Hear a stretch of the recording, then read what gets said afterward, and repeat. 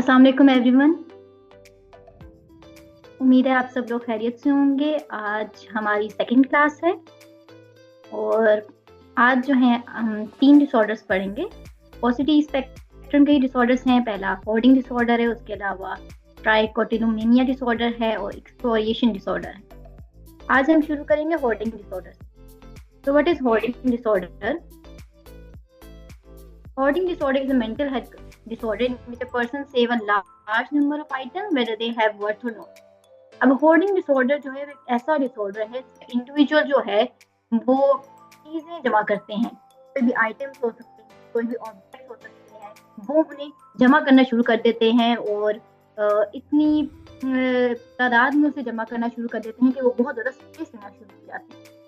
अब इसमें यही होता है ये जो मेंटल हेल्थ कंडीशन होती है वो इतनी वर्स हो जाती है कि उनको पता ही नहीं होता कि वो चीज़ें क्यों रखनी हैं और वो चीज़ें इस्तेमाल की हैं भी या नहीं। बस वो चीज़ों को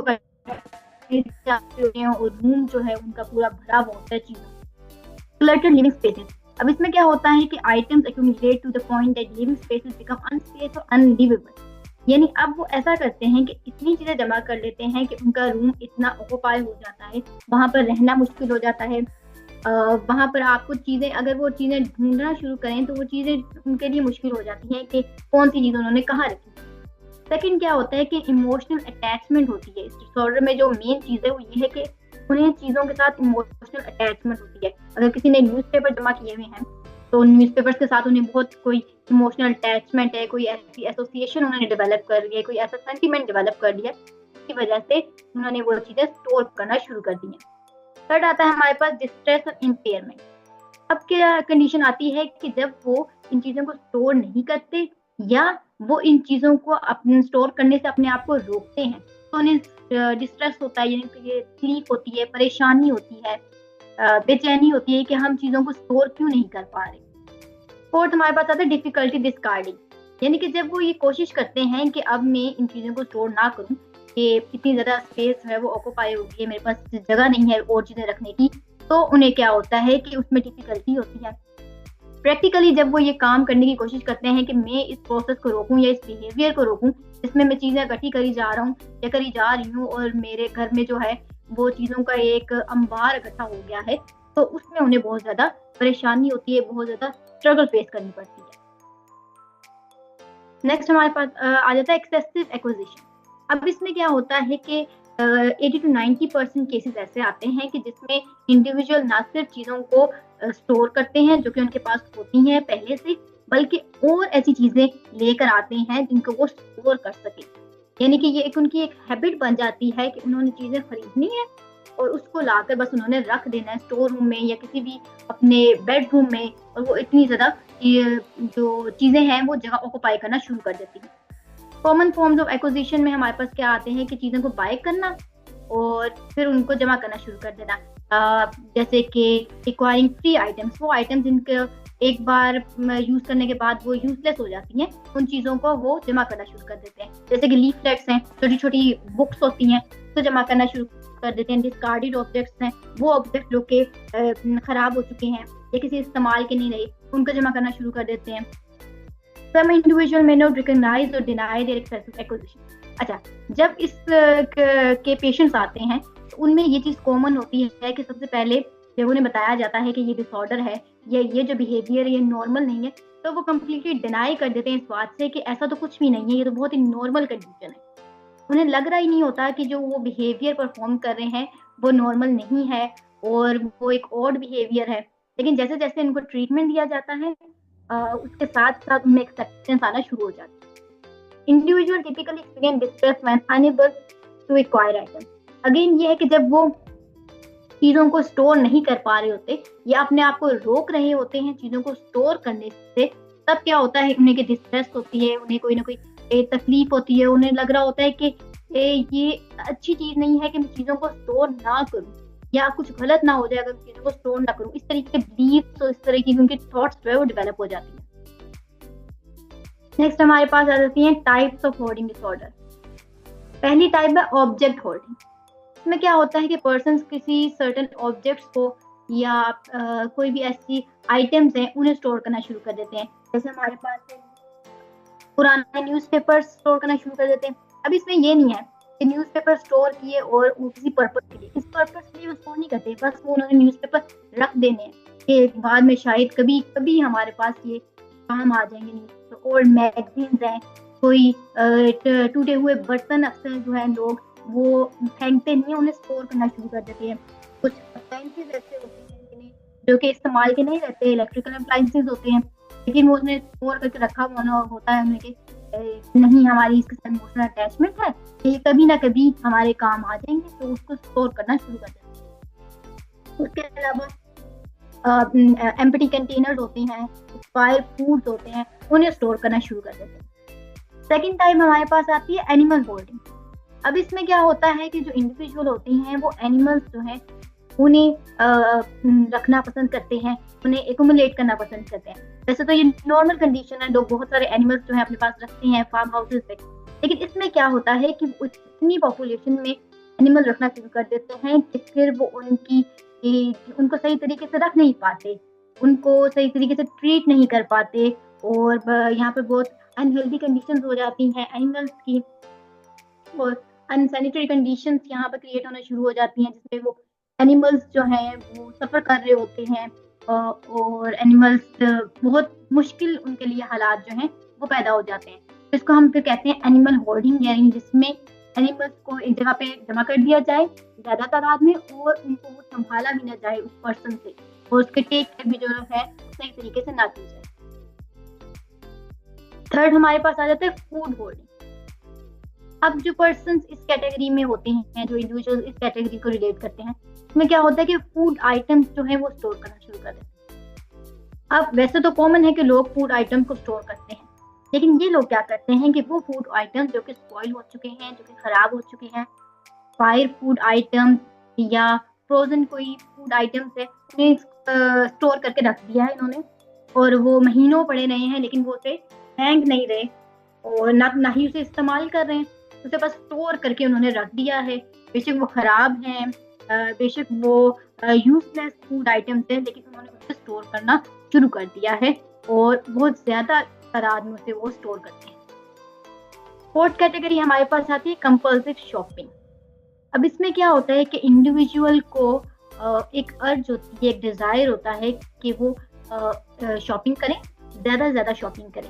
अब वो उसमें क्या करते हैं कि एक्सेसिव और अनकंट्रोलेबल शॉपिंग है, जिसमें वो क्या करते हैं कि वो चीज़ें जो कि उन्हें नहीं चाहिए होती, या वो चीज़ें जो उनके इस्तेमाल की नहीं होती, उन्हें भी वो खरीद के ले आते हैं, और इसमें जो उन्हें कॉन्सिक्वेंसेस फेस करने पड़ते हैं, एक तो इमोशनल ट्रिगर्स होते हैं, दूसरा लीडिंग टू फाइनेंशियल इश्यूज आ जाते हैं, यानी कि जब वो कंट्रोल नहीं कर पा रहे होते अपने आप को, अपनी थॉट्स को, और वो एक्सेसिवली चीज़ें खरीद रहे हैं जो कि किसी काम की नहीं है, ना उनके किसी काम की है, ना बाद में किसी काम आनी है, लेकिन वो उसको खरीद रहे हैं, तो एक फाइनेंशियल इश्यूज आ जाते हैं, सोशल इमोशनल कॉन्सिक्वेंसेस लोगों को देखने पड़ते हैं। तो इस तरह के जब कंपल्सिव शॉपिंग जो टाइप है, इसमें ये तमाम इश्यूज आ जाते हैं। अब क्या होता है कि जो लोग इसमें इन्वॉल्व होते हैं, उन्हें क्या लगता है कि अगर वो शॉपिंग जो है वो इतनी ज़्यादा तादाद में नहीं करेंगे, तो या तो उन्हें रिग्रेट होता है, या उन्हें गिल्ट होता है, या इस तरह की कंडीशन भी आती है कि अगर वो शॉपिंग कर लेते हैं, लेकिन बाद में उन्हें क्या होता है, रिग्रेट होता है कि मैंने जो है ये चीज़ें क्यों ली, या मैंने जो है वो इतनी चीज़ें इतनी तादाद में क्यों ले ली, हालांकि ये मेरे इस्तेमाल की नहीं है। तो बाद में वो रिग्रेट और गिल्ट की फीलिंग उन्हें होती है। अच्छा, अब हमारे पास आती है एसोसिएटेड फीचर्स। इंडिविजुअल की होर्डिंग डिसऑर्डर में एग्जिबिट इनडिसिवनेस। अब इसमें क्या होता है कि वो चीज़ें जो वो होर्डिंग कंडीशन में या होर्डिंग बिहेवियर के थ्रू जमा करते हैं, वो बगैर किसी डिसीजन के होते हैं। अब ऐसा नहीं होता कि वो सोचते हैं, सोच समझ के कोई चीज़ खरीदते हैं, बगैर सोचे समझे वो उस चीज़ को रख देते हैं, ये कंसीडर करके कि ये कहीं ना कहीं हमारे काम आएगी। हालांकि अगर उस चीज़ के बारे में सोचा जाए, एक टूटा हुआ बर्तन है, अब टूटा हुआ बर्तन वो काम तो नहीं आएगा, या कोई इलेक्ट्रिकल अप्लायंसेस हैं वो खराब हो चुके हैं, तो वो किसी तरीके से काम तो नहीं आएंगे, लेकिन वो बगैर सोचे समझे उसे स्टोर करना शुरू कर देते हैं। नेक्स्ट हमारे पास आती है परफेक्शनिज्म। वो लोग जो कि परफेक्शनिस्ट पर्सनैलिटी से होते हैं, उन्हें हर चीज़ परफेक्ट चाहिए होती है, तो वो भी इसमें इन्वॉल्व होते हैं और वो चीज़ों को स्टोर करना शुरू कर देते हैं। Avoidance procrastination. यानी कि बजाय इस अवॉइडेंस और प्रोक्रेस्टिनेशन। अवॉइडेंस में क्या होता है कि बहुत सारी चीज़ों को अवॉइड करने के लिए, के बजाय इसके कि मैं चीज़ को जाकर फेंक दूँ या चीज़ को जो है उसकी जो इमोशनल अटैचमेंट है उसको ख़त्म नहीं करना चाह रहे होते, तो वो प्रोक्रेस्टिनेट करते हैं कि अच्छा इसको मैं अगले साल फेंक दूंगा या इसको मैं अगले महीने जो है वो फेंक दूंगा, अभी इसको हम यहीं पर रखते हैं। जैसे कोई सोफा है वो खराब हो गया लेकिन वो उसको स्टोर किया हुआ है, उन्होंने सारी चीज़ें वहीं पर रखी हुई है जो उनके काम की नहीं है। Difficulty planning and organising task and distractibility. अब इससे क्या होता है कि इन्हें जो लोग इस डिसऑर्डर्स में होते हैं उन्हें प्लानिंग और ऑर्गेनाइजिंग में टास्क जो होते हैं उनमें डिफिकल्टी होती है, यानी उन्हें चीज़ें ऑर्गेनाइज करने में आती होती। अब ये होता है कि वैसे जो चीज़ें लोग खरीदते हैं वो बड़े ऑर्गेनाइज करके रखते हैं, लेकिन ये लोग जितनी भी चीज़ें जमा करते हैं वो बड़ी ही डिसऑर्गेनाइज तरीके से पड़ी हुई होती हैं और एक स्टोर रूम वाली लुक आ रही होती है उनके पूरे घर से। उनका बेडरूम भी इसी तरीके का होता है, उनके बाकी रूम्स भी, और हाँ, सारा घर उनका ऐसे बिखरा हुआ होता है, कोई भी चीज़ ऑर्गेनाइज नहीं होती। They may live in unsanitary condition. Worst cases में क्या होता है कि जो अनसैनिटरी कंडीशंस होती हैं, इतनी वो घर में चीज़ें जमा हो जाती हैं कि वहाँ पर रहना जो है वो मुहाल हो जाता है। और ऑर्गेनाइजेशन तो यानी ऑर्गेनाइज तो चीज़ें बिल्कुल भी नहीं हुई। Animal hoarding can occur where individual hoard animals, failing to provide proper care and sanitation. Again, animal hoarding में क्या होता है कि proper care नहीं provide की जा रही होती animals को, proper sanitation का निज़ाम नहीं होता, जिसकी वजह से क्या होता है कि animals की death होना भी शुरू हो जाती है और animals जो हैं वो बहुत ज़्यादा सफ़र करते हैं। नेक्स्ट हमारे पास आते हैं prevalence. The point prevalence of clinically significant hoarding is 1.5 to 6%, यानी कि जनरल पॉपुलेशन में हमारे पास 1.5 से लेकर 6% तक लोग ऐसे हैं जो कि होर्डिंग डिसऑर्डर में इन्वॉल्व हैं। इसके अलावा हमारे पास जब हम देखते हैं हाई इनकम कंट्रीज जिनका जीडीपी बहुत हाई होता है, जैसे कि यूएसए, यूके, इन तमाम कंट्रीज में हम देखते हैं कि 2.5% प्रेवलेंस है, यानी कि जो जनरल पॉपुलेशन की प्रेवलेंस है उससे भी ज़्यादा प्रेवलेंस यहाँ पर इसलिए है कि क्योंकि हाई इनकम रेट है इन लोगों का, वो लोग चीज़ें बस खरीदते रहते हैं और स्टोर करते रहते हैं। उसके अलावा इस कंडीशन में देखा गया है कि इस डिसऑर्डर में कोई खास जेंडर डिफरेंसेस नहीं है कि मेल ज़्यादा करते हैं या फीमेल, एक नॉर्मल अमाउंट है, नॉर्मल क्वांटिटी है। उसके अलावा मोर प्रेवलेंट इन ओल्डर एडल्ट्स, ये बहुत इंपॉर्टेंट चीज़ है कि वो लोग जो कि ओल्ड एज में होते हैं उनमें ये चीज़ ज़्यादा देखी गई है कि वो चीज़ों को स्टोर करते हैं बनिस्बत वो जो कि यंग है या टीन एज में है। वो यंग और टीन एज में ये होता है कि आपको ये सोचने समझने में आसानी होती है कि ये चीज़ जो है ये मैंने इस्तेमाल करनी है और ये चीज़ मैंने इस्तेमाल नहीं करनी, ये मेरे काम की नहीं है, इसे मैं डिस्कार्ड करूँ। लेकिन ओल्ड एज में आकर आपका थिंकिंग पैटर्न इतना रिजिड हो जाता है और आपकी जो डिसीजन स्किल्स हैं वो इतनी वीक हो जाती हैं कि पर्सन ये डिसाइड नहीं कर पाते कि हमने इस चीज़ को छोड़ना है कि नहीं। और फिर ओल्ड एज में एक तो इमोशनल अटैचमेंट चीज़ों के साथ बहुत ज़्यादा हो जाती है, इसलिए ये डिसऑर्डर जो है हमारे पास ओल्ड एज में ज़्यादा आता है। Development and course. Symptoms of hoarding disorder typically begin in adolescence. Adolescence में भी हम देखते हैं कि ये सिम्टम्स आना शुरू हो जाते हैं, लेकिन ओल्ड एज में इसके सिम्टम्स सिवियर हो जाते हैं। The severity of hoarding generally increases with each decade of life, particularly after age 30. यानी कि अगेन वही बात है कि जैसे जैसे हमारे पास एज बढ़ती जाएंगी उसके सिम्टम्स सिवियर होते जाएंगे और उसको ट्रीट करना भी हमारे लिए मुश्किल हो जाता है थोड़ा सा। On symptom pair hoarding disorder tend to chronic course. अच्छा, हमारे पास क्या होता है, ये एक क्रोनिक कोर्स है और जैसे जैसे टाइम उसके सिम्टम्स भी सिवियर होते जाएंगे, उसका ट्रीटमेंट भी जो है हमारे पास मुश्किल होता जाएगा। Risk and prognostic factors.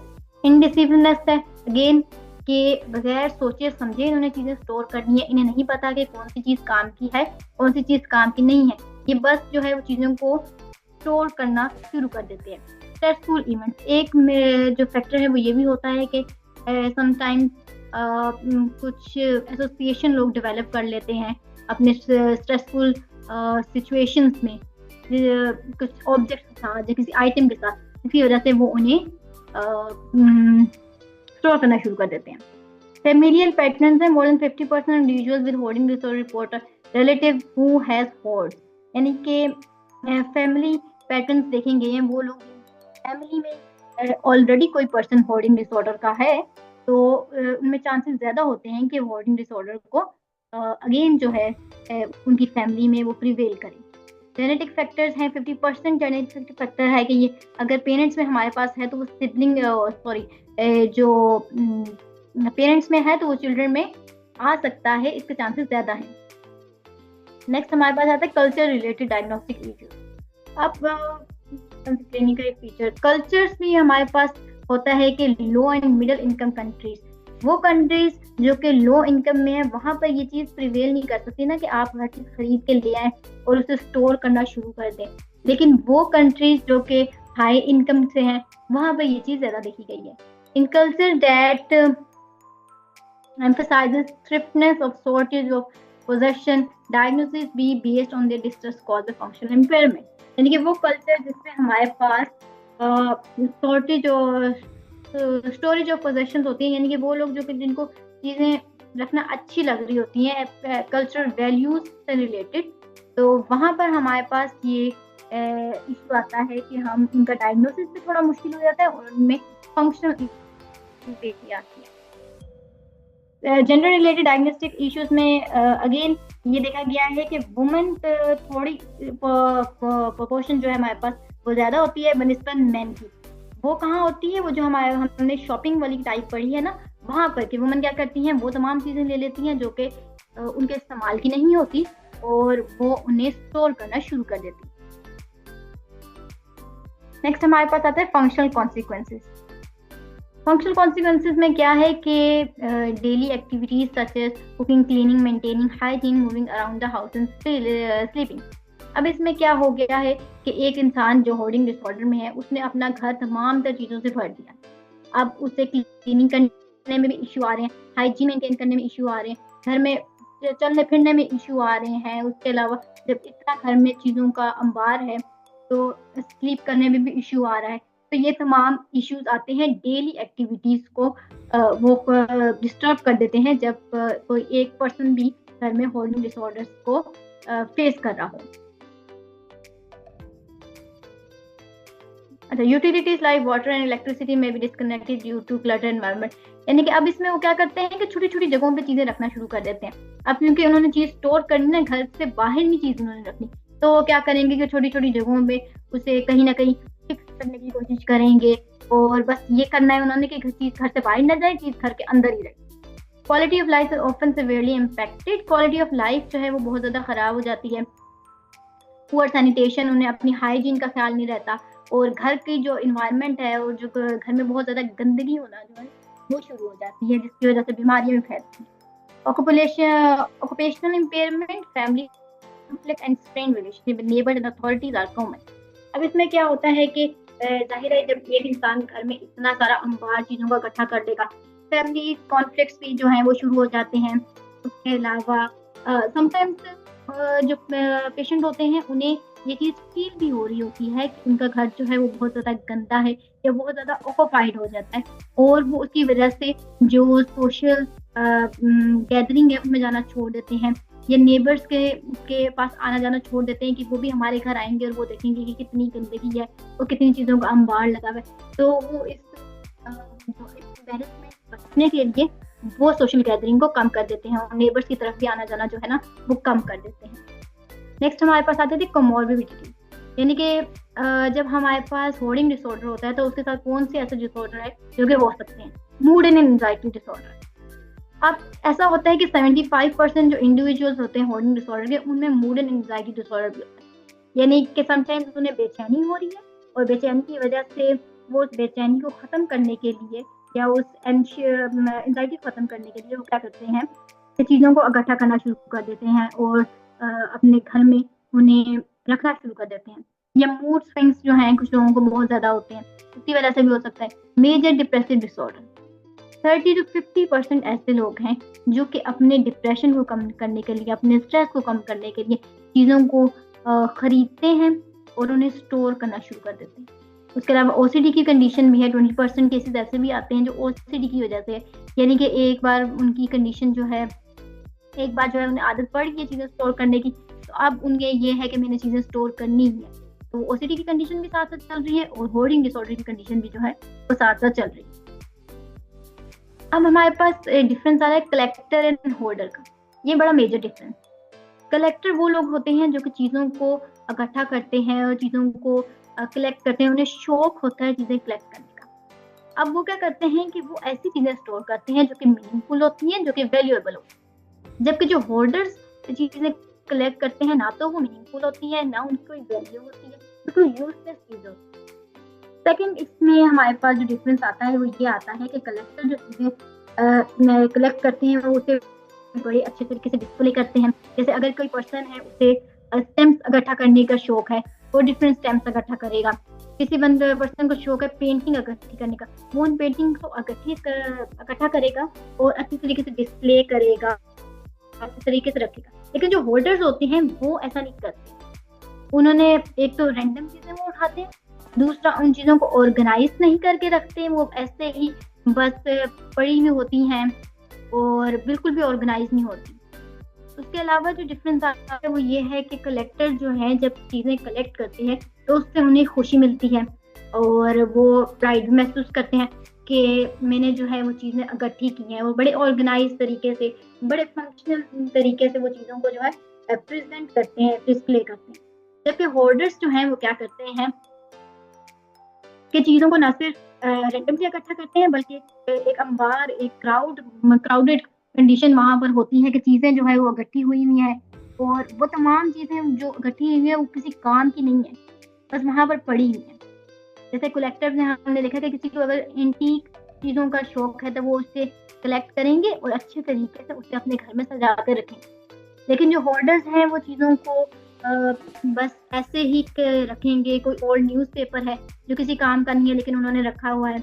उसके बाद पाइल्स ऑफ ब्लॉक स्पेस हैं, कोई भी चीज़ें हैं वो इकट्ठी करके उन्होंने रखी हुई है, लेकिन अब उससे क्या होता है कि इन्हें कोई खुशी नहीं मिलती जो चीज़ें उन्होंने रखी हुई हैं। बस उन्होंने अपनी जो है एक अर्ज जो उनके साथ रहती है उसको फुलफिल करने के लिए उन्होंने तमाम चीज़ों को रखा।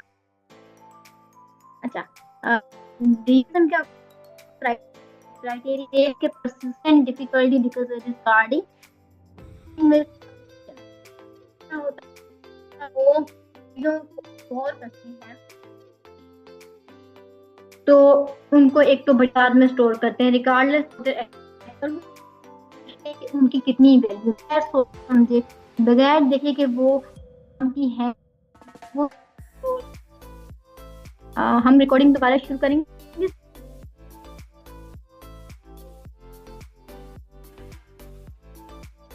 Thank you. अच्छा, हम थे क्राइटेरिया बी पे। क्राइटेरिया बी ये एक्सप्लेन करता है कि उन्हें वो लोग जो कि इस डिसऑर्डर में का शिकार होते हैं उन्हें इमोशनल अटैचमेंट होना ज़रूरी है तो उन आइटम्स के साथ जो उन्होंने स्टोर किए, और वो एंशियस फील करते हैं या गिल्टी फील करते हैं जब वो उन चीज़ों को स्टोर कर लेते हैं। उसके बाद उन्हें गिल्टी फील होता है कि हमने ये तमाम चीज़ें क्यों ली, हालांकि ये यूजलेस है, लेकिन फिर भी वो उस बिहेवियर को स्टॉप नहीं कर पा रहे होते। क्राइटेरिया सी है difficulty discarding possession result in accommodation of possessions clutter active living area. Criteria C ये कहता है कि वो तमाम चीज़ें बहुत ज़्यादा स्पेस ऑक्यूपाई करती हैं, यानी कि घर जो है उनका भर जाता है, या जिस भी रूम में उन लोगों ने वो तमाम चीज़ें रखी हैं वो बहुत ज़्यादा भरना शुरू हो जाती हैं और साफ नज़र आ रहा होता है कि ये यूजलेस चीज़ें हैं। और इंटरवेंशन ऑफ थर्ड पार्टी, यानी कि लोग बता रहे होते हैं उन्हें, फैमिली मेम्बर्स या क्लीनर्स, कि ये जो चीज़ें हैं ये यूजलेस है, लेकिन फिर भी वो उस चीज़ों को एडमिट नहीं कर रहे होते, उनकी बात नहीं मान रहे होते और वो उस बिहेवियर में इन्वॉल्व होते हैं। क्राइटेरिया डी है the hoarding cause clinically significant distress. अच्छा, अब इस होर्डिंग से क्या हो रहा है कि उनकी जो लाइफ है उसमें कहीं ना कहीं डिस्ट्रेस आ रहा है, उनको उनके जो बिहेवियर की वजह से उन्हें बहुत ज़्यादा परेशानी हो रही है, लेकिन फिर भी वो क्या करते हैं कि उसमें इन्वॉल्व है। Criteria E is to an mental medical condition. अब इसमें क्या है कि ये होर्डिंग डिसऑर्डर जो है ये ऐसा नहीं है किसी और मेडिकल कंडीशन की वजह से हो या किसी और साइकोलॉजिकल कंडीशन की वजह से हो। जैसे हम एग्जांपल देखते हैं डिमेंशिया की। डिमेंशिया में क्या होता है कि मेमोरी लॉस की वजह से लोग क्या करते हैं कि चीज़ों को स्टोर करना शुरू कर देते हैं। लेकिन होर्डिंग डिसऑर्डर में ऐसी कोई कंडीशन नहीं है। होर्डिंग डिसऑर्डर में कोई भी अदर मेडिकल या अदर साइकोलॉजिकल कंडीशन नहीं होनी चाहिए। क्राइटेरिया एक्ट क्या कहता है कि कोई और अगेन कोई और हमारे पास साइकोलॉजिकल कंडीशन नहीं होनी चाहिए, जैसे कि सब्सटेंस यूज के जो हमारे पास पेशेंट्स होते हैं, डिसऑर्डर वाले लोग होते हैं, या डिल्यूजनल बिलीफ वाले साइकोटिक पेशेंट जो होते हैं, अक्सर वो भी चीज़ें स्टोर करना शुरू कर देते हैं क्योंकि उनकी डिल्यूजनल बिलीफ होते हैं, उस कंडीशन की वजह से स्टोर करते हैं। अगर तो वो उस कंडीशन की वजह से स्टोर करें तब होर्डिंग डिसऑर्डर क्राइटेरिया मीट नहीं करता। नेक्स्ट हमारे पास स्पेसिफायर्स में पहला स्पेसिफायर है विद एक्सेसिव एक्विजिशन, यानी कि अगर तो वो उन चीज़ों को एक्सेसिवली खरीद रहे हैं और स्टोर कर रहे हैं, तब हम ये लगाएंगे, ये स्पेसिफायर उनके साथ लगाएंगे कि hoarding disorder with excessive acquisition. Next हमारे पास आता है with good and fair. Again good and fair inside में क्या होता है कि उन्हें इंडिविजुअल जो होता है वो ये एक्सेप्ट कर रहा होता है कि जो उसका बिहेवियर है वो नॉर्मल नहीं है या प्रॉब्लमेटिक है उसके। विद पुअर इनसाइड में क्या होता है कि इंडिविजुअल वो कहीं ना कहीं शक होता है, कहीं ना कहीं उसको ये लग रहा होता है कि प्रॉब्लमेटिक है, और कहीं ना कहीं वो एविडेंस दे रहा होता है और ये प्रूफ करने की कोशिश कर रहा होता है कि नहीं नहीं मेरा बिहेवियर तो ठीक है, वो इतना खराब नहीं है या ये कोई डिसऑर्डर नहीं है। विद एब्सेंट इनसाइड या डिल्यूजनल बिलीफ में पेशेंट क्या कहता है, पेशेंट ये कहता है कि मेरे जो बिलीव्स हैं वो बिल्कुल ठीक है, वो बिल्कुल हकीकत पसंदाना बिलीव्स हैं, इनमें कोई भी चीज़ जो है वो गलत नहीं है, मैं जो काम कर रहा हूँ, मैं जो बिहेवियर परफॉर्म कर रहा हूँ ये बिल्कुल नॉर्मल है, बिल्कुल डिनाई कर रहे होते हैं इस कंडीशन में। नेक्स्ट हमारे पास आ जाते हैं डिफरेंशियल डायग्नोसिस। डिफरेंशियल डायग्नोसिस में सबसे पहले मेडिकल कंडीशन आती है, यानी कि कोई ऐसी मेडिकल कंडीशन नहीं होनी चाहिए, जैसे मैंने कहा कि मेमोरी लॉस या ट्रॉमेटिक ब्रेन इंजरी की वजह से भी समटाइम्स लोग जो है वो चीज़ें गलती करना शुरू कर देते हैं या इस किस्म के बिहेवियर्स में इन्वॉल्व हो जाते हैं, तो वो वाली कंडीशन नहीं होनी चाहिए। सेकेंड है neuro developmental disorder, autism spectrum disorder या इंटेलेक्चुअल डेवलपमेंटल। अब इन डिसऑर्डर में भी यही होता है कि लोग समटाइम्स किसी के बिहेवियर में इन्वॉल्व हो जाते हैं, यानी कि वो कुछ चीज़ें जो है वो स्टोर करना शुरू कर देते हैं। तो अगर तो ये उस चीज़ों के साथ अटैचमेंट, इमोशनल अटैचमेंट हमारे पास क्या होते हैं कि वो उन चीज़ों के साथ होती है, तो यहाँ पर ये क्राइटेरियाज जो हैं वो डिफर करते हैं हमारे पास न्यूरो डेवलपमेंटल डिसऑर्डर के और होर्डिंग डिसऑर्डर के। नेक्स्ट हमारे पास है शिज़ोफ्रेनिया। अगेन डिल्यूजनल बिलीव्स नहीं होने चाहिए, उसकी वजह से अगर हो रहा है तो वो फिर साइकोटिक कंडीशन है, वो होर्डिंग डिसऑर्डर की कंडीशन नहीं है। होर्डिंग डिसऑर्डर में एक सिंपल इमोशनल अटैचमेंट होती है, डिल्यूजनल थिंकिंग पैटर्न्स नहीं होते हैं।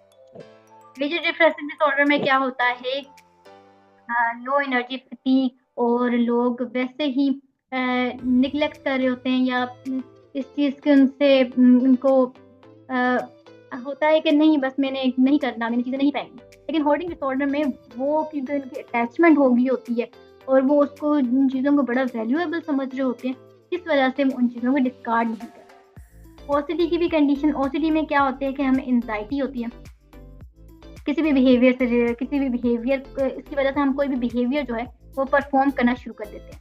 अब ओसीडी में क्या होता है कि हमें प्लेयर नहीं मिलता, लेकिन इसमें क्या होता है कि एक इमोशनल अटैचमेंट होती है होर्डिंग डिसऑर्डर में लोगों को उन आइटम्स के साथ जिन्हें वो स्टोर कर रहे होते हैं, और जब वो स्टोर कर रहे होते हैं उन्हें लग रहा होता है कि बहुत ही अच्छी चीज़ है, जिसकी वजह से वो चीज़ों को स्टोर करना शुरू कर देते हैं। तो यहाँ पर हमारे पास होर्डिंग डिसऑर्डर जो है वो कंप्लीट हो गया। नेक्स्ट हम चलते हैं ट्राइकोटिलोमेनिया डिसऑर्डर, जिसे हेयर पुलिंग डिसऑर्डर भी कहते हैं। अच्छा, ये भी ओसीडी की कैटेगरी में आता है, ट्राइकोटिलोमेनिया डिसऑर्डर। अब इसमें क्या होता है हेयर पुलिंग डिसऑर्डर में कि लोग या जो वो इंडिविजुअल होता है वो क्या करता है कि वो इन्वॉल्व होता है अपने हेयर को पुल करने में, यानी कि वो अपने बालों को खींचते हैं। अब डिफरेंट तरीके से अपने सर के बाल भी वो खींच रहे होते हैं, वो अपने समटाइम तो अपने आईलैशेस को खींच रहे होते हैं, समटाइम वो अपने आईब्रोज को खींच रहे होते हैं, और इतना खींचते हैं कि वो इन्हें तोड़ देते हैं।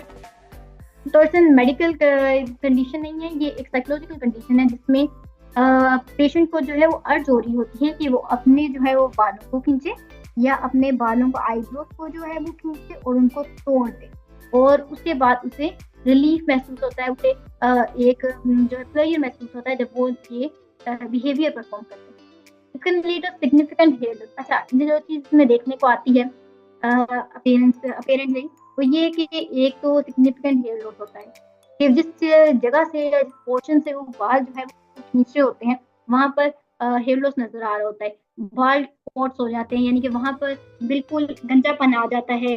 अगर हेड से वो रिमूव करें तो वहां गंजापन आ जाएगा, या आईब्रोज अगर वो वहां से अपने हेयर जो है वो रिमूव कर रहे हैं तो बिल्कुल उनकी आईब्रोज साफ हो जाएंगे, वहां पर हेयर मौजूद ही नहीं। अच्छा, अब अच्छा, अब ये है कि ये कोई ऐसा एक्ट नहीं है कि ये जिसकी वजह से पर्सन जो है वो सोच रहा हो कि मेरे बाल अगर यहाँ से हट जाएंगे तो मैं जो है वो अच्छा लगूंगा। ये इनकी जो एक्सक्यूज अर्ज मी होती है मैम, वो ये होती है कि बाल जी मैम मीटिंग एंड जी होने जी वाली है, आप इसको भी यहाँ पर स्टॉप कर दें, नेक्स्ट भी मीटिंग से स्टार्ट कर लें। ठीक है, हम माइंड कर देते हैं।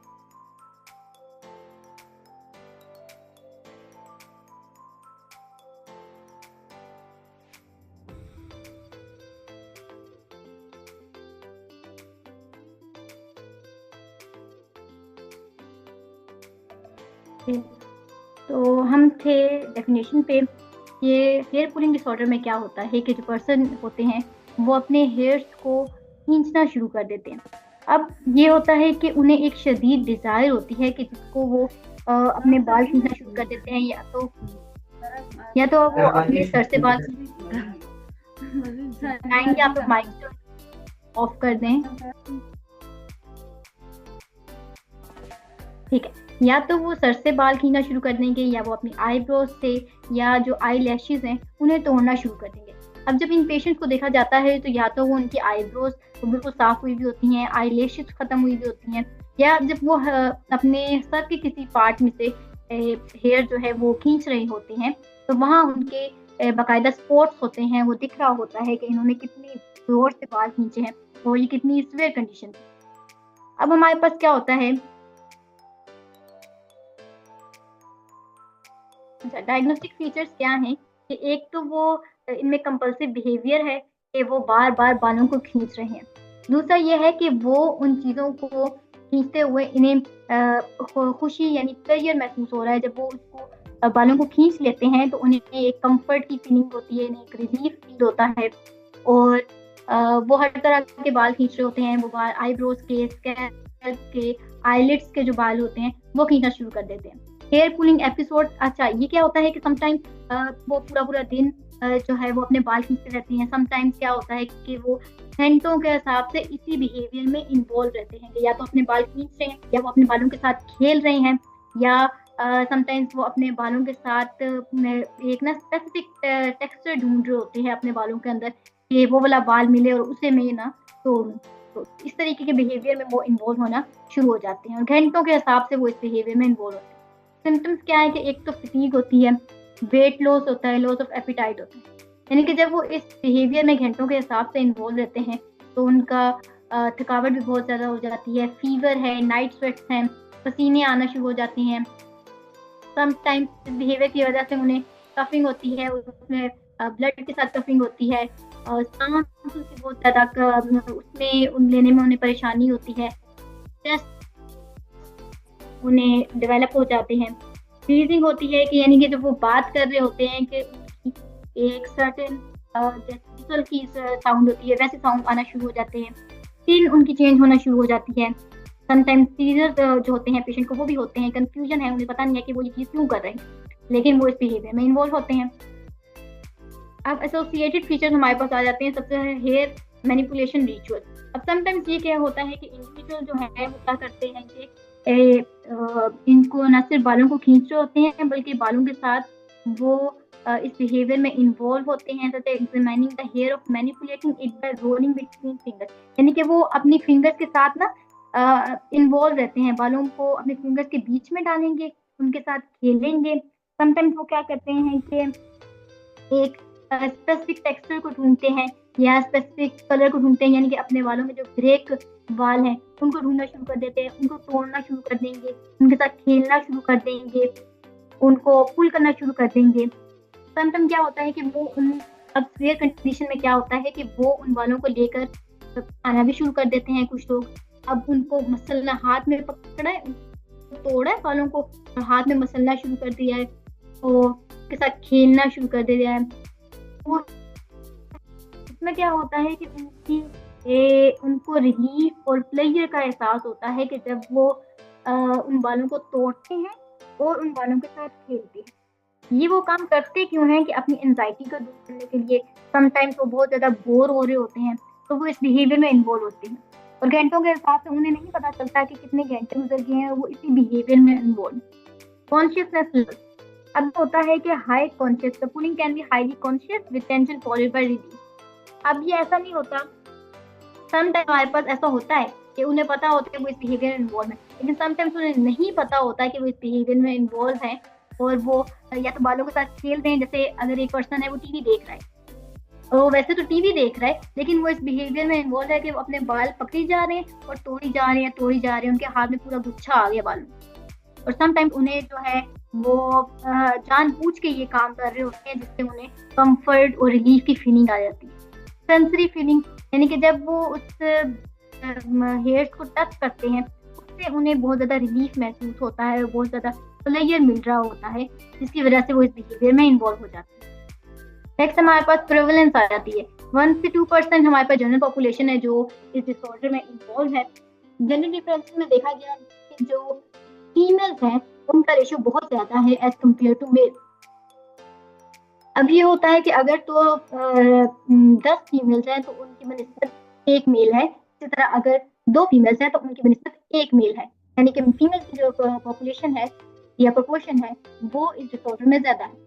ऑनसेट हमारे पास हम देखते हैं कि ये प्यूबर्टी के टाइम पीरियड में भी स्टार्ट हो जाता है, समटाइम्स ये चाइल्डहुड में भी डेवलप हो जाते हैं और इसके सिम्टम्स जो है अगेन टाइम के साथ साथ वर्स होना शुरू हो जाते हैं और ओवर द टाइम इसके सिम्टम्स वो इंक्रीज होते जाते हैं। यानी कि अगर पहले ये सिर्फ बालों को वो पर्सन सिर्फ बालों के साथ खेल रहा था, बाद में वो पर्सन क्या होगा कि उन बालों को तोड़ना शुरू कर देगा और जब ये कंडीशन वर्स होगी तो फिर उन बालों को वो खाना भी शुरू कर देगा। कोर्स ऑफ डिसऑर्डर हमारे पास क्रोनिक है। किस वजह से क्या होता है कि in some cases symptoms may flare up in response to stress की वजह से समटाइम्स जो है वो इसमें इन्वॉल्व होना शुरू हो जाते हैं, इस बिहेवियर को अडॉप्ट कर लेते हैं और अपनी हैबिट बना लेते हैं जो है वो बाल तोड़ने हैं। स्ट्रेस की वजह से भी कर सकते हैं, समटाइम्स हार्मोनल चेंजेस होती हैं, जैसे प्यूबर्टी जब टाइम पीरियड आता है तो लोग इसमें इन्वॉल्व होना शुरू हो जाते हैं। इमोशनल डिफिकल्टीज हैं, उनसे रिलीफ हासिल करने के लिए भी लोग इसमें इन्वॉल्व हो जाते हैं। इन माइनॉरिटी ऑफ इंडिविजुअल में experience a remission of symptoms. Sometimes क्या होता है कि आप इसका ट्रीटमेंट ले भी लेते हैं लेकिन क्योंकि ये आपकी हैबिट बन चुकी होती है, इंडिविजुअल की हैबिट बन चुकी होती है, तो उसमें रिमिशन के चांसेस जो है वो दोबारा से आ जाते हैं, यानी दोबारा से उस बिहेवियर में इन्वॉल्व हो जाता है और फिर दोबारा से ट्रीटमेंट लेना पड़ता है, उसे जाहिर है। तो ये हैबिट बन जाती है जिसको रिमूव करना बहुत ज़्यादा ज़रूरी हो जाता है। रिस्क एंड प्रोग्नोस्टिक फैक्टर्स देखते हैं। सबसे पहले तो जेनेटिक फैक्टर है। हमारे पास रिसर्चेस बताती हैं कि जेनेटिक प्री डिस्पोजिशन इसमें इन्वॉल्व है, यानी कि अगर तो पेरेंट्स में है तो ऑब्वियसली हमारे पास चिल्ड्रन में भी ये चीज़ चांसेस हैं कि वो जाएगी, ये चीज़ आ सकती है और बड़ी कॉमनली आ सकती है। साइकोलॉजिकल फैक्टर्स हैं कि high likelihood co-occurring mental health disorder, यानी कि वो मेंटल हेल्थ डिसऑर्डर जैसे कि एंजाइटी है, डिप्रेशन है, ओसीडी है, इन कंडीशन की वजह से भी समटाइम्स क्या होता है कि लोग इस बिहेवियर में इन्वॉल्व हो जाते हैं और वो पूरा का पूरा डिसऑर्डर जो है उसमें वो उनके ऊपर क्राइटेरिया मीट करना शुरू कर देता है और अब वो इस डिसऑर्डर का भी शिकार हो गए। जहाँ जैसे पहले वो सिर्फ एंजाइटी में इन्वॉल्व थे, अब वो इस डिसऑर्डर में भी इन्वॉल्व हो गए। कल्चरल फैक्टर्स हैं हमारे पास across culture, there is limited research on manifestation outside western population. Western population के अलावा हमारे पास इतनी रिसर्चेस मौजूद नहीं है, लेकिन कुछ ऐसे कल्चर्स हैं कि जिनमें ये बिहेवियर बहुत ज़्यादा कॉमन है। नेक्स्ट हमारे पास आते हैं साइकोलॉजिकल इम्पैक्ट। साइकोलॉजिकल इम्पैक्ट ये आता है कि एक तो डिस्ट्रेस होता है, बहुत ज़्यादा परेशानी होती है जिसकी वजह से लोग इसमें इन्वॉल्व हो जाते हैं और उसके बाद भी उन्हें कहीं ना कहीं लग रहा होता है कि ये चीज़ गलत है लेकिन वो इसमें इन्वॉल्व ही रहते हैं। Impairment in individual social occupation academic life. अब क्या हुआ कि एक पर्सन जो है वो उसके जैसे एक फीमेल है और उसने वो इस डिसऑर्डर में इन्वॉल्व है, तो अब उसके हेयर लॉस हुआ है, उसके आईब्रोज जो है, जो उसने बाल वहां से टूटे हुए हैं वो रिमूव हुई हुई हैं। तो इसकी वजह से वो क्या करते हैं कि पब्लिक सिचुएशंस जो हैं वो अवॉइड करना शुरू करते हैं, उन्हें एम्बेरसमेंट होना शुरू हो जाती है और हेयर लॉस की तरफ वो चले जाते हैं। नेक्स्ट हमारे पास आ जाते हैं फिजिकल डैमेज।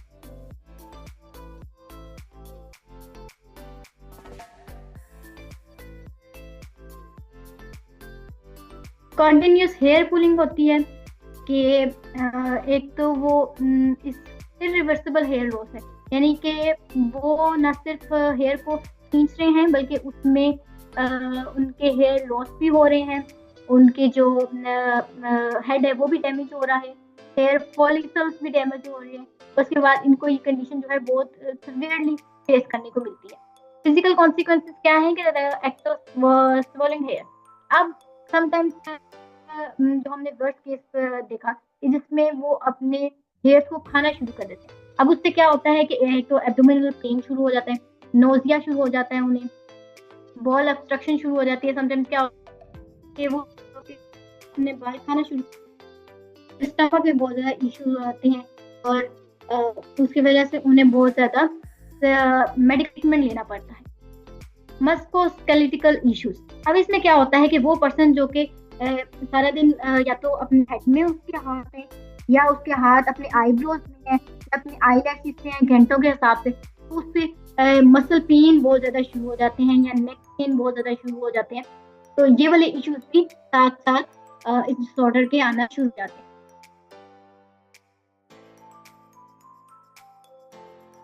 नेक्स्ट हमारे पास है कोमोर्बिडिटी।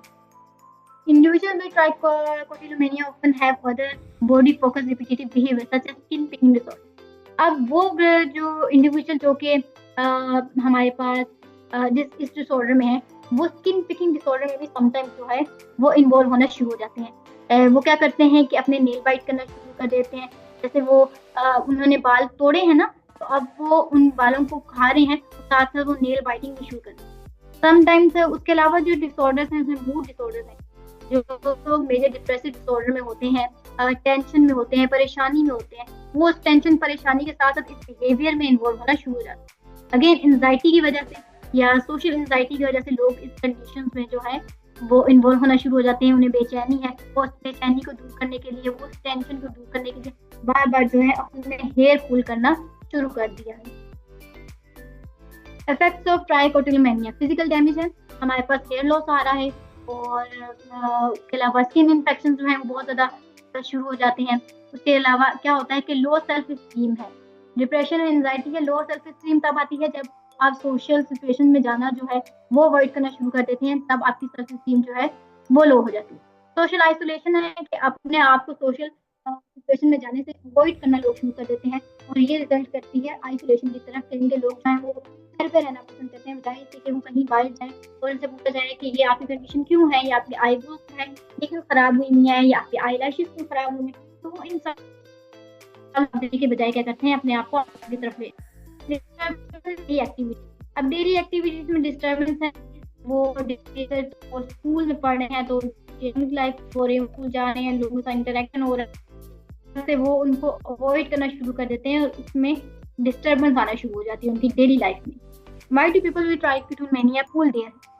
सबसे पहला रीजन जो है कि स्ट्रेस रिलीव करने के लिए अपने आप को एक एक्टिविटी में वो इन्वॉल्व कर देते हैं कि जिससे उनका स्ट्रेस जो है खत्म हो जाए।